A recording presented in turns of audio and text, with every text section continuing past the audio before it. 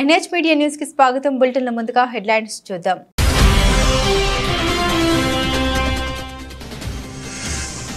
జర్నలిస్టులను ఉద్దేశించి సీఎం రేవంత్ రెడ్డి ఆసక్తికర వ్యాఖ్యలు. తాను అందరికీ నచ్చుకపోవచ్చు, కానీ తన హోదాకైనా గౌరవం ఇవ్వాలి కదా అంటూ వ్యాఖ్య.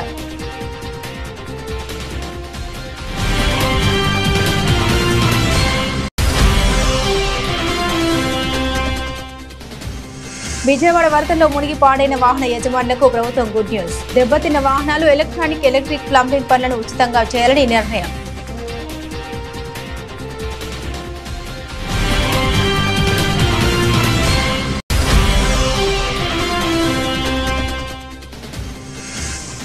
హైదరాబాద్ సిపిగా బాధ్యతలు స్వీకరించిన సివి ఆనంద్ ల్యాండ్ ఆర్డర్పై కఠినంగా వ్యవహరిస్తామని స్పష్టం.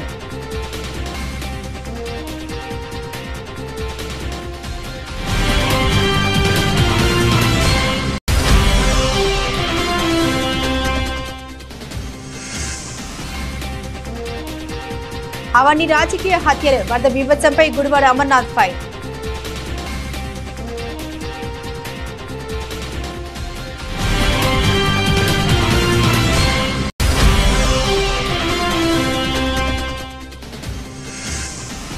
భారీ వర్షం బీభత్సం. ఉత్తర కోస్తా ఆంధ్రలో రెడ్ అలర్ట్.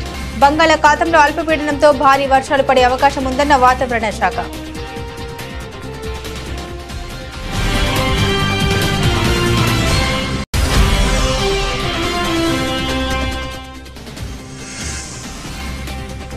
ముగిసిన పారా ఒలింపిక్స్ పోటీలు. కొత్త చరిత్ర లిఖించిన భారత అథ్లెట్లు.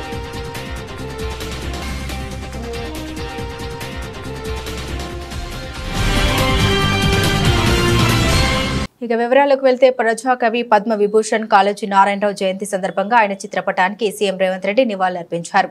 ఈ సందర్భంగా సీఎం మాట్లాడుతూ బతుకంతా తెలంగాణ కోసమే అర్పించిన అక్షర తపస్వి కాళోజీ అని కీర్తించారు. తెలంగాణ ఉద్యమంలో కాళోజీ స్ఫూర్తి ఇమిడి ఉందని పేర్కొన్నారు. తెలంగాణ రాష్ట్ర సాధన కోసం తాను బయలుదేరిన నాడు నిండు మనసుతో కాళోజీ దీవించారని గుర్తు చేసుకున్నారు.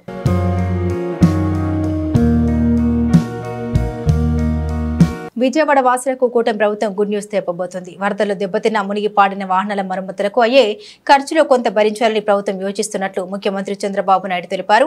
పాడైన ఇంట్లోని ఉపకరణాల ఖర్చులోనూ కొంత భరించాలని ప్రభుత్వం యోచిస్తోంది.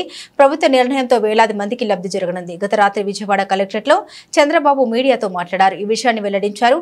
వరదల కారణంగా బైక్లు, ఆటోలు, కార్లు పెద్ద ఎత్తున దెబ్బతిన్నాయి. వీటిలో కొన్నింటికి బీమా ఉండగా బీమా లేని వాహనాలు కూడా పెద్ద సంఖ్యలో ఉన్నాయి. అసలు వరదలతో సర్వం కోల్పోయిన బాధితులకు ఇది అదనపు ఖర్చు కానుంది. ఈ నేపథ్యంలో ప్రభుత్వం ముందుకొచ్చి మరమ్మతులు చేయించి ఇవ్వాలని నిర్ణయించింది. రిపేర్కు తక్కువ మొత్తం అయితే ప్రభుత్వమే భరించాలని, ఎక్కువ అయితే మాత్రం కొంత వాటి యజమానులు కూడా భరించేలా ప్రణాళిక సిద్ధం చేస్తుంది. మరమ్మత్తు పనుల కోసం ఆయా వాహన తయారీదారులతో సంప్రదింపులు జరుపుతుంది. అలాగే వారి వద్ద సిఎస్ఆర్ నిధులు ఉంటాయి కాబట్టి వాటితో ఉచితంగా మరమ్మతులు చేసి ఇవ్వాలని కోరుతుంది. మా ఉద్దేశం ఎన్యూమరేషన్కి వెళ్తున్నాం. అయితే ఎన్యూమరేషన్కి వెళ్లే మునుపు ఇంకొక మేజర్ వర్క్ మాకు అనిపించేది ఏంటంటే స్కూటర్లు కానీ, మోటార్ బైక్స్ కానీ, ఆటోలు కానీ, కార్లు కానీ ఇన్సూరెన్స్ చేసినట్టు కొంత ఇన్సూరెన్స్ క్లెయిమ్ చేయించడం, ఇన్సూరెన్స్ కానట్టు కూడా చెడిపోవడం, ఇప్పుడు ఇవన్నీ రిపేర్ చేయించడం ఒక పెద్ద ఎక్సర్సైజ్. ఇది కాకుండా మొత్తం చాలా మందికి ఎలక్ట్రానిక్ ఐటమ్స్ ఉన్నాయి ఇండ్లలో. ఎలక్ట్రానిక్ ఐటమ్స్ ఒక టెలివిజన్, ఒక రెఫ్రిజిరేటర్, ఒక washing machine, air conditioner, laptop, desktop, microwave oven, mixie, grinder, cooker, gas stove, water purifier, చిన్ని, ఇలాంటి చాలా ఉన్నాయి. ఇవన్నీ కూడా రిపేర్లు చేయించాలి. ఏజెన్సీస్ ఏవైతే ఉన్నాయో ఇవన్నీ ఎలక్ట్రానిక్స్ అన్ని ఆ కన్సర్న్ మ్యానుఫ్యాక్చరే చేయగలుగుతాడు. వాళ్ళ ప్రిస్క్రైబ్డ్ మెయింటెనెన్స్ ఇంజనీర్లే ఉంటారు, ఆ వర్కర్స్ ఉంటారు. వాళ్ళందరితో మాట్లాడుతున్నాం. ఇంకొక పక్కన పెద్ద ఎత్తున ఈరోజు చాలా కార్యక్రమాలు. ఈరోజు మీరు చూస్తే ఒక ఎలక్ట్రికల్ ఉన్నాయి, కొన్ని సాచెట్స్ ఇలాంటివన్నీ ఇదే అయిపోవడం, ఎలక్ట్రీషియన్ కావాలి, ఫీజులు పోవడం, అన్ని ప్లంబర్స్, ఇంకొక పక్క పెయింటర్స్, కార్పెంటర్స్, ఇలాంటి చాలా ఉన్నాయి. వాళ్ళందరికీ అర్బన్ కంపెనీని పెట్టాం. అర్బన్ కంపెనీలు యాడ్ చేశాం. మేము వీళ్ళందరినీ అవైలబిలిటీలో పెట్టాం. గ్యాస్ ఉంది, గ్యాస్ కంపెనీసే చేయగలుగుతాయి. మళ్ళా ఆ గ్యాస్ కంపెనీకి సంబంధించిన మెయింటెనెన్స్ చేసే వాళ్ళందరినీ మెకానిక్స్ ని పంపించాలి. ఆ స్పేర్ పార్ట్స్ కూడా వాళ్లే ఇవ్వాలి. ఎలక్ట్రానిక్స్ గాని స్టవ్లకు గాని ఆ గ్యాస్ కంపెనీసే పెట్టాల్సిన అవసరం వస్తుంది. అవి కూడా వర్కౌట్ చేస్తున్నాం. ఇవన్నిటికీ రేపు ఫుల్ స్వింగ్ లో మోటార్ వెహికల్ ట్రాన్స్పోర్ట్ కమిషనర్ చెప్పాను. కొన్ని వాళ్లకు ఎక్కడైతే ఆ కంపెనీ ఆథరైజ్డ్ డీలరే ఉంటాడు, ఆథరైజ్డ్ మెకానిక్ దగ్గర పోతేనే క్లెయిమ్స్ వస్తాయి. కొన్ని వీళ్లకు నమ్మకం ఉండే వ్యక్తులు ఉన్నారు. వాళ్లకు నమ్మకం ఉండే వ్యక్తిని ఇస్తే వాళ్ళు గ్యారంటీ ఇస్తారు. గవర్నమెంట్ ఏ విధంగా వాళ్ళకి సబ్సిడీ పే చేయాలో కూడా ఆలోచిస్తున్నాను. తెలంగాణ ముఖ్యమంత్రి రేవంత్ రెడ్డి హైదరాబాద్ రవీంద్ర భారతిలో జరిగిన కార్యక్రమంలో జర్నలిస్టులకు ఇళ్ల స్థలాలు పట్టాలు పంపిణీ చేశారు. ఈ సందర్భంగా ఆయన తన ప్రసంగంలో జర్నలిస్టులను ఉద్దేశించి ఆసక్తికర వ్యాఖ్యలు చేశారు. ఓ వ్యక్తిగా నేను మీకు నచ్చకపోవచ్చు, కానీ రేవంత్ రెడ్డి తెలంగాణ రాష్ట్రానికి ముఖ్యమంత్రి, చీఫ్ మినిస్టర్ అనేది ఒక గౌరవప్రదమైన హోదా. ఆ హోదాలో ఉన్న వ్యక్తి మీకు నచ్చవచ్చు, నచ్చకపోవచ్చు. ప్రజలందరూ కలిసి ఆ హోదా ఇచ్చారు. ఆ హోదాను గౌరవించాల్సిన బాధ్యత పత్రికలకు, పత్రికా యజమానుల ముసుగులో ఉన్న రాజకీయ పార్టీ నాయకులకు ఉండదా? వాళ్ళు పాటించినప్పుడు మేమెందుకు పాటించాలనేది నా ప్రశ్న అని సీఎం రేవంత్ రెడ్డి పేర్కొన్నారు. రేవంత్ రెడ్డి మీకు నచ్చకపోవచ్చు యాజ్ ఇండివిజువల్, కానీ Revanth Reddy is Telangana chief minister. Telangana chief minister అనేది ఒక గౌరవప్రదమైన హోదా. ఒక జర్నలిస్ట్ అనేది ఒక గౌరవప్రదమైన హోదా. వ్యక్తితో నీకు నచ్చవచ్చు, నచ్చకపోవచ్చు. ఆ హోదా మనమందరు ప్రజలందరూ కలిసి ఇస్తే వచ్చిన హోదా. ఆ హోదాని గౌరవించాల్సిన బాధ్యత పత్రికలకు కానీ, పత్రిక యజమానుల ముసుగుల్లో ఉన్న రాజకీయ పార్టీ నాయకులకు కానీ ఉండదా? వాళ్ళకి లేనప్పుడు మేమెందుకు పాటించాలా అనేది నా ప్రశ్న. అసలు కంటే కొసరోళ్ళది ఎక్కువైపోయింది. ఎవరిది ఏ ట్యూబో తెలుస్తలేదు మాకు. ఇక ఆ ట్యూబ్లో ఎక్కడికంటే అక్కడికి వెళ్ళిపోయి ఏది పడితే అది మాట్లాడితే అక్కడ ఉన్న ప్రజలు ఏమన్నా అంటే చూసిరా జర్నలిస్టుల మీద దాడి అని. జర్నలిస్ట్ అనే పదానికి డెఫినేషన్ ఏందో మీరు డిసైడ్ చేయండి. మేము ఎవరిని జర్నలిస్ట్గా చూడాలో మీరు చెప్పండి. ఎవడు దోస్తే వాడు ట్యూబ్ పెట్టుకొని ఆ ట్యూబ్లో పెట్టుకొని వాడు మెడలో పట్టేసుకొని మెడలో ఇది కట్టుకొని వాడు నేను ట్యూబ్కో జర్నలిస్ట్ అని బయలుదేరితే వాళ్ళు వివరించే విధానాన్ని బట్టి ప్రజలు వివరిస్తారు. ఏది పడుతుంది మధ్యలోనే అడ్డం దొడ్డం మాట్లాడి ఏదైనా ఏమన్నా అంటే చూసిరా జర్నలిస్టుల మీద. హైదరాబాద్ 61వ పోలీస్ కమిషనర్ గా సీనియర్ ఐపీఎస్ అధికారి సివి ఆనంద్ బాధ్యతలు స్వీకరించారు. సోమవారం ఉదయం సిపి కార్యాలయంలో ప్రస్తుత సిపి శ్రీనివాసరెడ్డి నుండి ఆయన ఛార్జ్ తీసుకున్నారు. అనంతరం ఆయన మీడియాతో మాట్లాడారు. హైదరాబాద్ సిపిగా రెండవసారి బాధ్యతలు చేపట్టడం సంతోషంగా ఉందన్నారు. రాష్ట్ర ప్రభుత్వం డ్రగ్స్ పై సీరియస్ గా ఉందన్నారు. డ్రగ్స్ గంజాయి నిర్మూలనకు కృషి చేస్తామని తెలిపారు. నగరంలో లా అండ్ ఆర్డర్ ను మరింత మెరుగుపరుస్తామని తెలిపారు. ఫ్రెండ్లీ పోలీసింగ్ అనేది పోలీస్ డిపార్ట్మెంట్ లో ఒక భాగమని వెల్లడించారు. ప్రజలతో ఫ్రెండ్లీ పోలీసింగ్ ఉంటుందని, క్రిమినల్స్ పై ఉక్కుపాదం మోపుతామన్నారు. వినాయక నిమజ్జనం చాలా కీలకమైన అంశమని చెప్పారు. నిమజ్జన ఘట్టం ప్రశాంతంగా జరిగేలా చర్యలు తీసుకుంటామని తెలిపారు. హైదరాబాద్ లో ట్రాఫిక్ వ్యవస్థ అస్తవ్యస్తంగా మారిందని విన్నానని, ట్రాఫిక్ సమస్యను కూడా పరిష్కరిస్తామని తెలిపారు. హత్యలు, అత్యాచారాలు, లా అండ్ ఆర్డర్ పై కఠినంగా వ్యవహరిస్తామని తెలిపారు.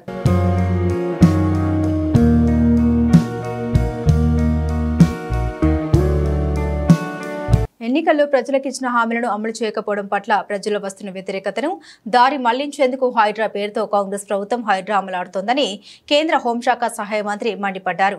కరీంనగర్ జిల్లా బీజేపీ శాఖ ఆధ్వర్యంలో నిర్వహించిన సభ్యత్వ నమోదు కార్యక్రమంలో బండి సంజయ్ పాల్గొన్నారు. దేశం కోసం, సమాజం కోసం పనిచేసే ఏకైక పార్టీ బీజేపీ మాత్రమేనని, 18 కోట్ల సభ్యత్వ నమోదు చేసి ప్రపంచ రికార్డు సృష్టించిన పార్టీ బీజేపీ అని తెలిపారు. ఈసారి మరో 10 కోట్ల మందిని సభ్యులుగా చేర్చాలని హైకమాండ్ నిర్ణయించిందని అన్నారు. గత కొద్ది రోజులుగా హైడ్రా వ్యవహరిస్తున్న తీరును చూస్తుంటే విశ్వాసం పోతుందన్నారు. సామాన్యుల్ని కూడా ఇబ్బంది పెడుతున్నారని ఆగ్రహం వ్యక్తం చేశారు. కాంగ్రెస్ పార్టీ ఇచ్చిన హామీలు నెరవేర్చలే. ఇలా భరోసా, రైతు భరోసా మీద గాని, రుణమాఫీ మీద గాని, ఇవాళ బోనస్ విషయంలో గాని ఇలా ఎక్కడ కూడా కాంగ్రెస్ పార్టీ 2,500 రూపాయలు మహిళలకు ఇస్తున్నారు, తులం బంగారం ఇస్తున్నారు, స్కూటీలు ఇస్తున్నారు, నోటిఫికేషన్ ఇస్తున్నారు, ఆసరా పెన్షన్స్ ఇస్తున్నారు, రేషన్ కార్డు ఇస్తున్నారు. ఇవి ఇవ్వకుండా ఈ అన్ని దృష్టి మళ్లించడానికి హైడ్రా స్టార్ట్ చేశారు. హైడ్రా పెద్దోళ్ళని కొట్టడానికి మేము వ్యతిరేకం కానే కాదు, కానీ పేదలకు కొట్టే ముందు ఆలోచన. టీవీ చూస్తుంటే ఏడుస్తారు ఒక్కొక్కరు వచ్చి పేదలు. కిరాయికున్నాడు కనీసం నోటీస్ ఇవ్వకుండా కిరాయికున్నాలను, కిరాయికి ఏం చెప్పనా, ఇక కిరాయికున్నాడు పర్మిషన్ ఉందా, ఇది హైడ్రాలు వస్తుందా, ఇది చెరువులు ఉన్నదా, ఇది నిషేధ ప్రాంతంలో కట్టినా కిరాయి తీసుకుంటాడా? కిరాయాలు. అరే నువ్వు ఓడాలు కొట్టు, ఎవరిద్దరు పైసలు కొట్టు, ఎవరిద్దరు పెద్దలు మొత్తం వద్దాం ఏమన్నా. కిరాయికున్నోళ్ళు ఈ షాప్ లో సామాన్ ఉంటే అర్ధరాత్రి వచ్చి జేసీబీతో కొడుతుండే ఏడుతున్నారు. నేను పెట్రోల్ పట్టుకున్నారు. నేను కిరాయి ఏం పాపం చేసిన కిరాయి ఏడుస్తాడు, ఇల్లు చేస్తాడు. నువ్వు చెప్పవుతారు ఖాళీ చేయమని చెప్పు, ఖాళీ చేస్తారు. ఖాళీ చేసుకునే అవకాశమే. వాడు పొట్ట కూటి కోసం వ్యాపారం చేసుకుంటే అర్ధరాత్రి వచ్చి కిరాయాలను ఇలా జేసీబీలో కొడితే ఇదెక్కడ హైడ్రా? హైడ్రా మీద మంచి విశ్వాసం పోతుంది ఇలా ప్రభుత్వం వ్యవహారం వల్ల. మొన్నటి వరకు హైడ్రాకు సపోర్ట్ చేసే వాళ్ళు కూడా వ్యతిరేకించే పరిస్థితి ప్రభుత్వమే కొన్ని తీసుకునేది వాళ్ళ. ఎస్ నేను సపోర్ట్ చేసిన హైడ్రాక్, ఇప్పుడు సపోర్ట్ చేసిన హైడ్రాక్ నేను. కానీ పెద్దోళ్ళు కొట్టు, కిరాయికున్న పేదలను కొడితే వాడు ఎక్కడ చూడాలి?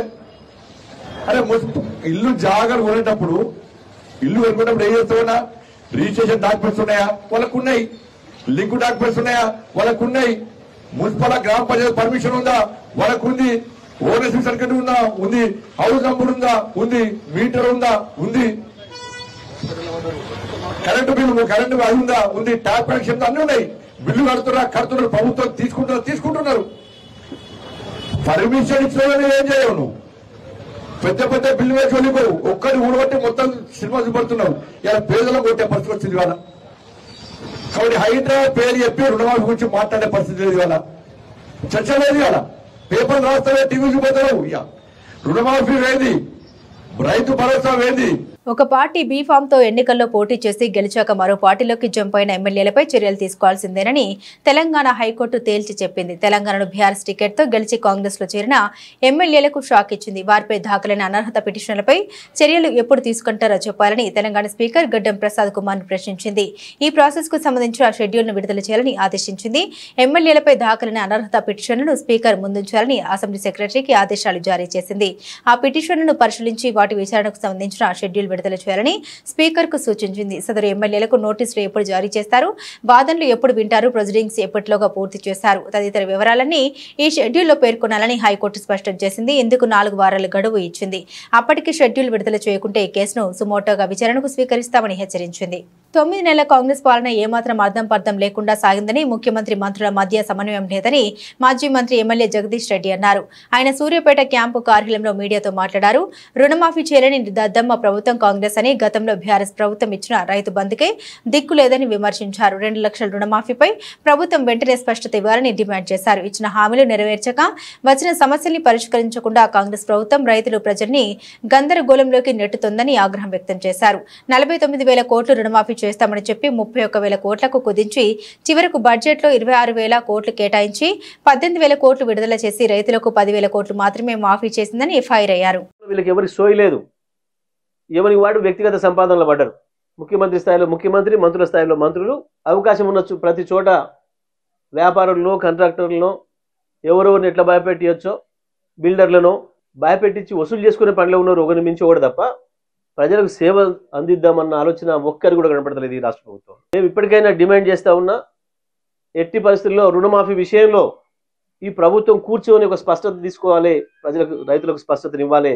మిమ్మల్ని నమ్మి 2 లక్షల రూపాయల రుణమాఫీ చేస్తారని, 15,000 రూపాయల రైతు భరోసా ఇస్తారని నమ్మి పూర్తిగా వ్యవసాయ ప్రాంతం రైతాంగమే మీకు ఓట్లేసే అవకాశం ఇచ్చారు.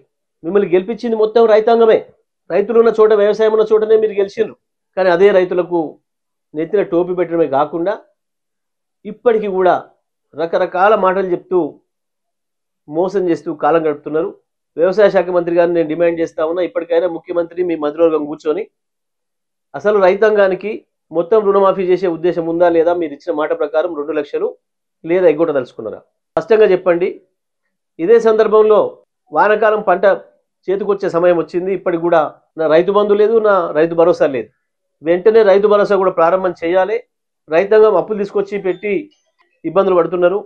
ఒకవైపు సూర్యాపేట, ఖమ్మం, భద్రాద్రి కొత్తగూడెం, మహబూబాద్, నర్సంపేట, ములుగు, ఇంకా ఇతర జిల్లాల్లో, ఆదిలాబాద్, ఇతర జిల్లాలలో కూడా చాలా చోట్ల లక్షలాది ఎకరాలు పంట పొలాలు నాశనమైనాయి. వరిచేలు కావచ్చు, పత్తి కావచ్చు, మిర్చి కావచ్చు, ఇతర పంటలు కూడా. ఒకవైపు ఏం ప్రభుత్వం ఇవ్వాల్సిన పెట్టుబడి సాయం ఇవ్వలేదు, రైతులు సొంతంగా తీసుకొచ్చి పెట్టిండ్రు. ఇప్పటికీ కూడా ఆ రైతాంగం వర్షాలతో దెబ్బతిన్నది. కానీ ప్రభుత్వానికి మాత్రం నిమ్మకి నీరెత్తినట్టు లేదు. వెంటనే రైతు భరోసా కూడా ప్రారంభం చేయాలని చెప్పి బీఆర్ఎస్ పార్టీ మేము డిమాండ్ చేస్తున్నాం. విజయవాడలో వరద బీభత్సానికి ముమ్మాటికి ప్రభుత్వ వైఫల్యమే కారణమని మాజీ మంత్రి గుడివాడ అమర్నాథ్ ఆరోపించారు. వరదల కారణంగా 45 మంది ప్రాణాలు కోల్పోయారని తెలిపారు. వీటన్నింటినీ రాజకీయ హత్యలుగానే పరిగణిస్తున్నామని పేర్కొన్నారు. విశాఖపట్నంలో సోమవారం ఏర్పాటు చేసిన మీడియా సమావేశంలో గుడివాడ అమర్నాథ్ మాట్లాడారు. రాష్ట్రం నడి ఒడ్డున విజయవాడ ప్రాంతంలో అంత వరద వస్తుంటే అసలు ప్రభుత్వం ఏం చేస్తుందని ప్రశ్నించారు. విజయవాడ వరద సమయంలో ప్రభుత్వం వ్యవహరించిన తీరు చాలా బాధాకరమని మాజీ మంత్రి గుడివాడ అమర్నాథ్ తెలిపారు. వరదల సమయంలో ప్రజల అవస్థల్ని పక్కన పెట్టి పూటకో ప్రెస్ మీట్ పెట్టి ఈ విపత్తును పబ్లిసిటీకి చంద్రబాబు వాడుకున్నారని ఆగ్రహం వ్యక్తం చేశారు. చంద్రబాబుకు పబ్లిసిటీ మీద ఉన్న శ్రద్ధ ప్రజల ప్రాణాలను రక్షించడం లేదని మండిపడ్డారు. బుడమేరు కాల్వ నుండి వరద వస్తుందని తెలిసి కూడా డీఈ హెచ్చరికలు లెక్క చేయలేదని తెలిపారు. 20 గంటల ముందు వరద వస్తుందని తెలిసి కూడా తాము స్పందించలేదని మరికొంతమంది అధికారులు చెప్పారన్నారు. ఇంత పెద్ద ఎత్తున వరద వచ్చి ఇన్ని వేల క్యూసెక్లు నీరు వస్తున్నటువంటి సందర్భంలో మీకు ముందుగానే తెలిసి కనీసం ప్రజల్ని రక్షించాల్సినటువంటి బాధ్యత మీకు లేకపోవడం అనేటువంటిది ఎంతవరకు సమంజసం? ఏదైనా తెలియక ఎవరన్నా ప్రాణాలు పోతేనో, తెలియక ఎవరన్నా ప్రాణం వదిలేస్తేనో అది ప్రమాదంగానే చూస్తాం మనం. కానీ తెలిసి ప్రాణాలు పోయాయి, డెఫినెట్ గా ప్రభుత్వ హత్యలు మాత్రమే అనేటువంటి విషయాన్ని ఈ సందర్భంగా చెప్పక తప్పదు. విజయవాడ నడిబొడ్డున 45 మంది ప్రాణాలు, వాస్తవానికి వరదల్లో కొట్టుకుపోయినటువంటి ప్రాణాలు కొన్ని అయితే, కొంతమందికి నీరు అందక, కొంతమందికి మెడిసిన్స్ అందక, కొంతమందికి వైద్యం అందక చనిపోయినటువంటి వారు కొంతమంది. ఎంతవరకు సమంజసం? దీనికి సంబంధించి ప్రశ్నల దీని గురించి ఏదైనా అడిగితే దానికి సమాధానం చెప్పరు. మళ్ళీ తిరిగి వైఎస్ఆర్ కాంగ్రెస్ పార్టీ మీద ఏదో రకంగా రోజుకొక డైవర్షన్ పాలిటిక్స్ చేసి వైఎస్ఆర్ కాంగ్రెస్ పార్టీ నాయకులు పడవలు వదిలేశారు, పడవలతో బ్యారేజీని డ్యామేజ్ చేద్దాం అనుకున్నారు. ఈ రకమైనటువంటి దుష్ప్రచారాలు చేయడం. అనంతపురం జిల్లా ఉరవకొండ నియోజకవర్గంలోని కొనకండ్ల గ్రామంలో ప్రజలు తాగునీటి కోసం రోడ్డెక్కారు. తమ గ్రామంలో త్రాగునీటిని సమస్యను పరిష్కరించే వరకు ఆందోళన విరమించేదే లేదంటూ రోడ్డుకు అడ్డంగా ట్యాంకర్లు పెట్టి రాస్తారోకో నిర్వహించారు. జిల్లా వ్యాప్తంగా శ్రీ సత్యసాయి శ్రీ రామరెడ్డి తాగునీటి పథకం ఉద్యోగులు 20 రోజుల నుండి ఆందోళన చేపట్టినా ప్రభుత్వం పట్టించుకోకపోవడంతో నీటి పంపింగ్ నిలిపివేసి ఆందోళనకు వెళ్లారు. దీంతో దాదాపుగా అన్ని గ్రామాల ప్రజలు తాగునీరు లేక తీవ్ర ఇబ్బందులు పాలవుతున్నారు. కొనకండ్ల గ్రామంలో దాదాపుగా 10 ట్యాంకర్లు పెట్టి నీటి సరఫరా చేస్తున్నారు. కూడా అతిపెద్ద గ్రామమైన కొనకండ్లకు అవి ఏ మూలకు సరిపోకపోవడంతో పండగ వేళ త్రాగునీరు లేక వాడుకునే నీరు లేక గ్రామస్తులు విసిగిపోయి రాస్తారోకోకు దిగారు. దీంతో ట్రాఫిక్ పూర్తిగా నిలిచిపోవడంతో పోలీసులు వారిని ఆందోళన విరమించాలని విజ్ఞప్తి చేశారు. తెలంగాణ జాతిపిత కాళోజీ నారాయణరావు జయంతిని పురస్కరించుకుని రాజన్న సిరిసిల్ల జిల్లా వేములవాడ మున్సిపల్ కార్యాలయంలో వేడుకలను ఘనంగా నిర్వహించారు. ఈ సందర్భంగా municipal chairperson Madhavi, commissioner Sampath Reddy, municipal ఉద్యోగులు, సిబ్బందితో కలిసి కాళోజీ నారాయణరావు చిత్రపటానికి పూలమాలలు వేసి ఘనంగా నివాళులర్పించారు. అనంతరం చైర్పర్సన్ మాధవి మాట్లాడుతూ కాళోజీ నిరంకుశ పాలనకు వ్యతిరేకంగా పోరాడి తన కవితలతో సామాన్య ప్రజలకు ఏకం చేసిన గొప్ప కవి అని కొనియాడారు. వారి ఆశయ సాధనకు ప్రతి ఒక్కరూ కృషి చేయాలని తెలిపారు.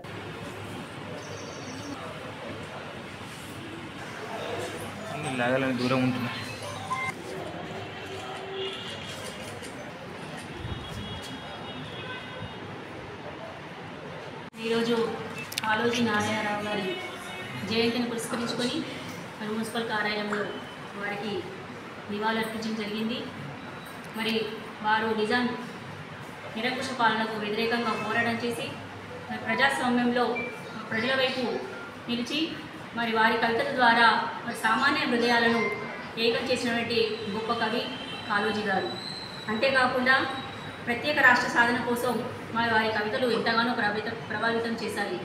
మరి పుట్టుకనేది, చావునేది, బతుకంత దేశానికి అని రాయటమే కాదు, వారు ఆ మాటలను పూర్తి సార్థకత ఇచ్చినటువంటి గొప్ప కవి కాళోజీ నారాయణరావు గారు. మరి ఈ విధంగా మరి గత ప్రభుత్వ హయాంలోనే ఇటువంటి కవులను, కళాకారులను, స్వాతంత్ర సమర యోధుల జయంతులను, వర్ధంతులను మరి అధికారంగా నిర్వహించుకోవడం చాలా గొప్ప విషయం. మరి ఈరోజు కూడా మరి ఈ విధంగా నిర్వహించుకోవడం చాలా శుభపరిణామం. అంతేకాకుండా మరి వారి కవితలను, వారి ఆశయ సాధనకు ప్రతి ఒక్కరు కూడా యువత నడుచుకునే సందర్భంగా తెలియజేసుకుంటూ మరి కార్యక్రమంలో పాల్గొంచుకున్న పెద్దలందరికీ కూడా ప్రత్యేకంగా ధన్యవాదాలు. మున్సిపల్ స్టాఫ్కి, గౌరవ కమిషనర్ గారికి, సిబ్బంది అందరూ కూడా ధన్యవాదాలు తెలియజేస్తాము. పెద్దపల్లి జిల్లా కేంద్రంలో తెలంగాణ ఉద్యమకారుల ఫోరం యాత్ర పెద్దపల్లి కలెక్టరేట్ నుండి అమరవీరుల స్తూపం వరకు జిల్లా పరిసర ప్రాంతాల్లో ఉన్నటువంటి ఉద్యమకారులు హాజరై బైక్ ర్యాలీ వాహన ర్యాలీతో జై తెలంగాణ నినాదాలతో మారుమోగాయి. ఈ యాత్రకు తెలంగాణ ఉద్యమకారుల ఫోరం రాష్ట్ర చైర్మన్ డాక్టర్ సీమా శ్రీనివాస్, జిల్లా చైర్మన్ గుండెటి ఐలయ్య యాదవ్ పాల్గొన్నారు. ఈ సందర్భంగా రాష్ట్ర చైర్మన్ మాట్లాడారు. తెలంగాణ ఉద్యమకారుల యొక్క ఆర్థిక స్థితిగతులు, సామాజిక స్థితిగతులపై కాంగ్రెస్ పార్టీకి పూర్తి అవగాహన ఉంది కనుక గ్రహించి తెలంగాణ ఉద్యమకారులకు ఆత్మగౌరవం కోసం కాంగ్రెస్ పార్టీ మేనిఫెస్టోలో పెట్టిన విధంగా ప్రతి తెలంగాణ ఉద్యమకారునికి 250 గజాల భూమితో మరియు ఉద్యమకారుల ఆత్మగౌరవం ప్రభుత్వం త్వరగా నిర్ణయం తీసుకోవాలని కోరడం జరిగింది. అలాగే ఉద్యమకారుల సంక్షేమానికి వారికి ప్రతి నెల పెన్షన్ విధానాన్ని ప్రవేశపెట్టాలి రాష్ట్ర ప్రభుత్వం కోరారు. ఈ కార్యక్రమంలో తెలంగాణ ఉద్యమకారులు పాల్గొన్నారు. ఎన్ని చిత్రహింసలు పెట్టినా మొక్కవని ధైర్యంతో పోరాటం చేసి జవాబిచ్చుకుంటా మేము ఉద్యమం చేసి తెలంగాణ రాష్ట్ర ఏర్పాటులో క్రియాశీలక పాత్ర పోషించిన బిడ్డలం మేము. 10 సంవత్సరాల అధికారం కోసం పనిచేసిన బిడ్డలం మేము. కానీ గత ప్రభుత్వం ఏనాడుసిన ఉద్యమకారులు పట్టించుకున్న పాపన పోలేదు. మా సీమశీలన్న అనేక జిల్లాలు తిరిగి ఒక్కొక్క ఉద్యమకారుని పోగు చేసి 100,000 తయారు చేసిన తర్వాత అప్పటి పిసిసి అధ్యక్షులు యనమల రేవంత్ రెడ్డి గారు సీలన్నను పిలిచి, అన్నా మీ కష్టం ఎట్లున్నదో మా పార్టీ మా పరిస్థితి గట్లనే ఉంది, మీ ఉద్యమకారులంతా మాకు సపోర్ట్ ఇచ్చి పనిచేసినట్టయితే, మేము అధికారంలోకి వచ్చినట్టయితే మీకు ప్రతి ఉద్యమకారునికి 250 గదాల ఇంటి స్థలం ఇస్తామని చెప్పినందుకు మరి కాంగ్రెస్ ప్రభుత్వం కోసం మా సీనన్న ఒక్కడే చెప్పిండు. మాకు జిల్లాలు ఏకమై మరి అనేక మంది మనం ఎమ్మెల్యేలను ఎంపీలను కమిట్మెంట్ గా గెలిపించుకున్నట్టయితే మన ఉద్యమకారులకు రాష్ట్ర ప్రభుత్వం మరి గుర్తిస్తూ గౌరవిస్తుందని చెప్పిన సందర్భంగా ఆనాడు ధైర్యంతో ఒక్కమని ధైర్యంతో మరి ఎంపీలు ఎమ్మెల్యేలను గెలిపించిన బిడ్డలం మేము. మరి ఆనాడు నువ్వు ఏదైతే ఎన్నికల మేనిఫెస్టోలో పెట్టినావో దాన్ని వెంటనే అమలు చేయాలని గౌరవ ముఖ్యమంత్రిని రాష్ట్ర ప్రభుత్వాన్ని కోరడం జరుగుతూ ఉంది. రేవంత్ రెడ్డి గారికి తొందరగా మీరు చేస్తారని నమ్మకం ఉంది, కానీ కొంత తొందరగా చేయండి అని రేవంత్ రెడ్డి గారికి గుర్తు చేయడం కోసమే ఉద్యమకారుల చైతన్య యాత్ర. ఈరోజు చూస్తే మీ అందరికీ తెలుసు, గత 6 సంవత్సరాల క్రితం మనం తెలంగాణ ఉద్యమకారుల ఫోరాన్ని ఏర్పాటు చేసుకోవడం జరిగింది. ఇదే పెద్దపల్లిలో ఈ అమరవీరుల స్తూపం దగ్గర మన ఐలన్న గారి, చంద్రకళనక్క గారి ఆధ్వర్యంలో ఇది 6వసారో 7వసారి మీరు రావటం. మొట్టమొదటిగా మన పిడికిల మందే ఉంటుంది. 6 సంవత్సరాల క్రితము మన నాయకుడు అన్న నాయకుడిని మనం చేసిన ముఖ్యమంత్రి కేసీఆర్ గారిని మీరు ఉద్యమకారుల నుంచి పట్టించుకోండి, ఉద్యమకారులు మరీ ముఖ్యంగా ఉద్యమం చేసి కుటుంబాలు గడవడం కష్టంగా ఉన్న ఉద్యమకారుల గురించి మీరు ఏమైనా చేయండి అని అడగడం కోసం 6 సంవత్సరాల క్రితం తెలంగాణ ఉద్యమకారుల ఫోరం ఏర్పాటు చేయడం జరిగింది. ఇదే ఆనందన్న గారి నాయకత్వంలో బోయినపల్లి వినోద్ కుమార్ గారు కానీ అధికారంలో అనేక మందిని 100ల సార్లు కలుస్తారు. మరి వాళ్ళేమో మేము చేద్దాం అనుకుంటున్నాం, కానీ మరి మా నాయకుడు ఏమో పట్టించుకోవట్లేదు. ఉద్యమకారులు అంటే ఆయనకు కోపం వస్తుంది. నేనే ఉద్యమకారుని, ఉద్యమకారులు ఏం చేస్తారు, మేము పట్టించుకోకపోయినా ఏం కాదు, మేము గొర్రెలు ఇస్తున్నాం బర్రెలు ఇస్తున్నాం కదా, మీకు ఏం అవసరం లేదన్నట్టు ఉద్యమకారులు అన్నప్పుడు మేము అప్పుడు కూడా కేసీఆర్ గారిని బతిమలాడినాం, మీరు చేయండి మీ అంటే ఉంటాను. కానీ ఆయన వెళ్ళే అప్పుడు ఇదే కాంగ్రెస్ పార్టీ రేవంత్ రెడ్డి గారు పిసిసిగా ఉన్నప్పుడు ఆయన పిసిసి కాకముందు వెళ్ళాం, పిసిసి అయిన తర్వాత 2-3 సార్లు వెళ్ళడం జరిగింది. బంగాళాఖాతంలో ఏర్పడిన అల్పపీడనం ప్రభావంతో ఉత్తర కోస్తా ఆంధ్ర, గోదావరి జిల్లాలో భారీ వర్షాలు కురుస్తున్న విషయం తెలిసిందే. దీంతో లోతట్టు ప్రాంతాలు జలమయమై రోడ్డు రవాణాకు అంతరాయం కలుగుతుంది. ఉమ్మడి జిల్లాలైన విశాఖపట్నం, విజయనగరం, శ్రీకాకుళం, తూర్పు గోదావరి, పశ్చిమ గోదావరి జిల్లాలో వరుసగా 2వ రోజు సోమవారం కూడా ఎడతెరపలేని వర్షం కురుస్తోంది. దీంతో భారీగా వరద నీరు పోటెత్తి రోడ్లు, పొలాలు నీట మునిగాయి. ఎగువ ప్రాంతాల నుండి భారీ ఎత్తున వస్తున్న వరద నీరు కారణంగా వాగులు పొంగి పొర్లుతున్నాయి. దాంతో లోతట్టు ప్రాంతాలు పూర్తిగా జలమయమయ్యాయి.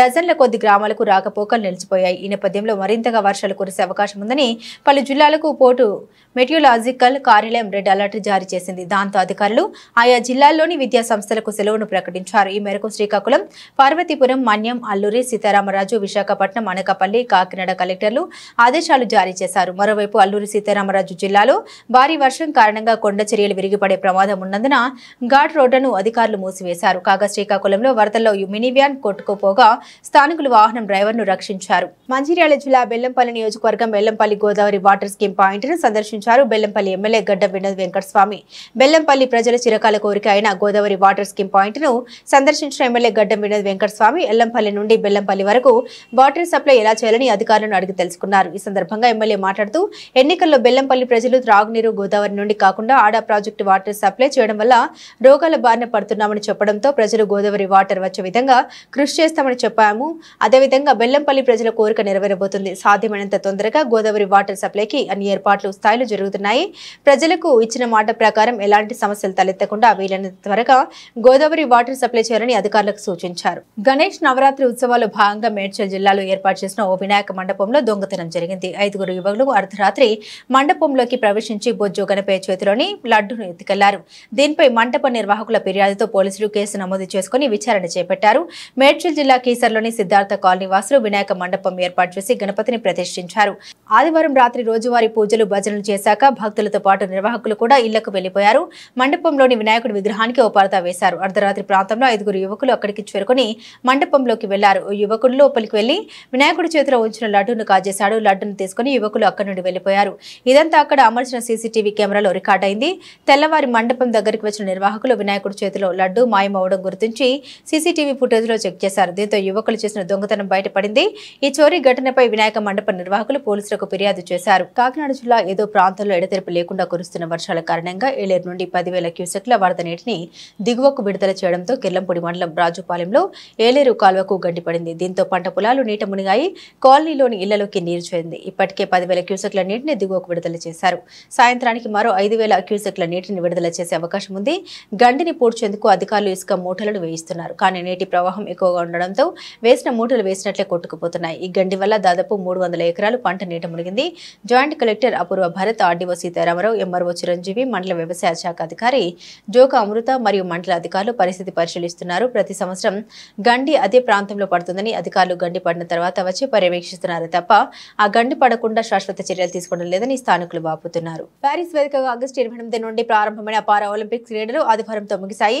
ఈ వేడుకలో భారత పతాకధారులుగా ఆర్చర్ హర్విందర్ సింగ్, అథ్లెట్ ప్రీతి పాల్ వ్యవహరించారు. ఇక ఈ క్రీడల్లో ఈసారి భారత అథ్లెట్లు ప్రభుత్వ ప్రదర్శనతో అదరగొట్టారు. ఏకంగా 29 పతకాలు కొల్లగొట్టి సత్తా చాటారు. ఇందులో 7 స్వర్ణాలు, 9 రజతాలు, 13 కాంస్య పతకాలు ఉన్నాయి. ఈసారి 25 మెడల్స్ లక్ష్యంగా పెట్టుకుని బరిలోకి దిగిన భారత్ 4 పతకాలు అధికంగా సాధించడం విశేషం. అలాగే గత టోక్యో ఒలింపిక్స్ కంటే ఈసారి 10 మెడల్స్ ఎక్కువగా రావడం గమనార్హం.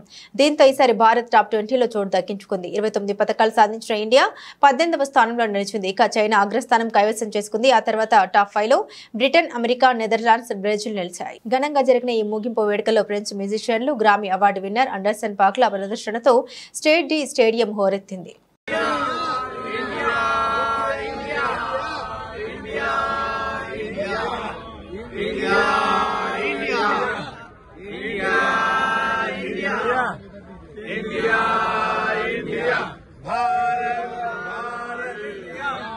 బులెటిన్ ముగించే ముందు హెడ్లైన్స్ మరోసారి.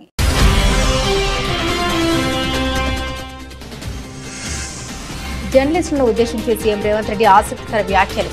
తాను అందరికీ నచ్చుకపోవచ్చు, కానీ తన హోదాకైనా గౌరవం ఇవ్వాలి కదా అంటూ వ్యాఖ్య.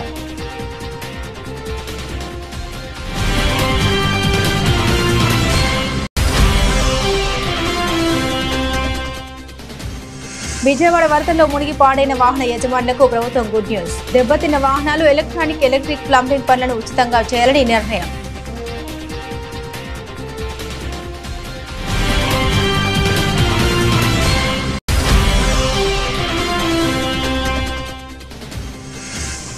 హైదరాబాద్ సిపిగా బాధ్యతలు స్వీకరించిన సివి ఆనంద్. లా అండ్ ఆర్డర్పై కఠినంగా వ్యవహరిస్తామని స్పష్టం.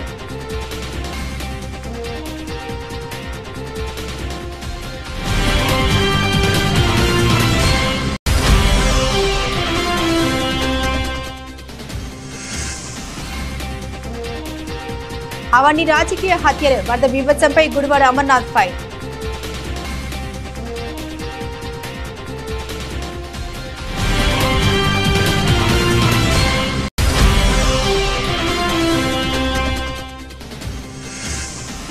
భారీ వర్షం బీభత్సం. ఉత్తర కోస్తా ఆంధ్రలో రెడ్ అలర్ట్. బంగాళాఖాతంలో అల్పపీడనంతో భారీ వర్షాలు పడే అవకాశం ఉందన్న వాతావరణ శాఖ.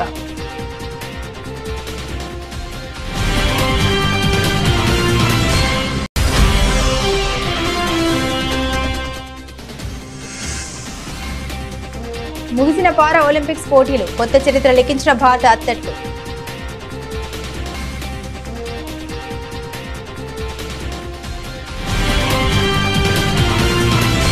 ఇవి బులెటిన్లోని విశేషాలు. తిరిగి మరో బులెటిన్తో మళ్ళీ కలుసుకుందాం. అంతవరకు సెలవు.